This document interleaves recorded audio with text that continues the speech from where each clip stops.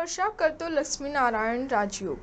5 દિવસ પછી 6 રાશિ માટે મહાલક્ષ્મી ખોલી દેશે ધનના ભંડારો। દરેક વેપાર ધંધામાં થશે ભરપૂર કમાણી।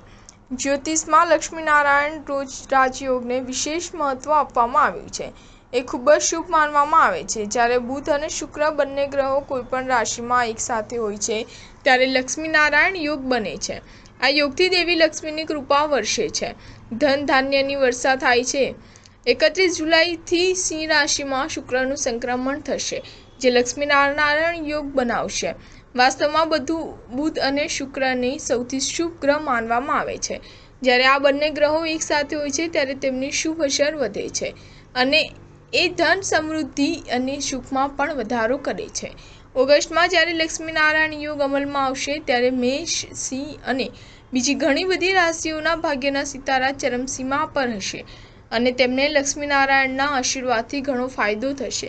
વૈદિક જ્યોતિષશાસ્ત્ર અનુસાર 19 જુલાઈએ ગ્રહોના રાજકુમાર બુધે સિંહમાં પ્રવેશ કર્યો હતો, જ્યારે ધન અને કીર્તિ આપનાર શુક્ર 31 જુલાઈએ બપોરે 2:15 સિંહ રાશિમાં સંક્રમણ કરશે।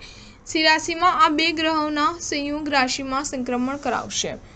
સિંહ રાશિમાં અને બીજી પણ ઘણી રાશિમાં તે તમામ રાશિના લોકો પર જોવા મળશે, પરંતુ એવી 6 રાશિ છે જેના માટે આ સમયે અચાનક આર્થિક લાભ જેવી પ્રગતિ થવાની સંભાવના છે, જેમાં આવે છે મેષ રાશિ, મિથુન રાશિ, કર્ક રાશિ, સિંહ રાશિ, તુલા રાશિ, વૃશ્ચિક રાશિ અને ધન રાશિ।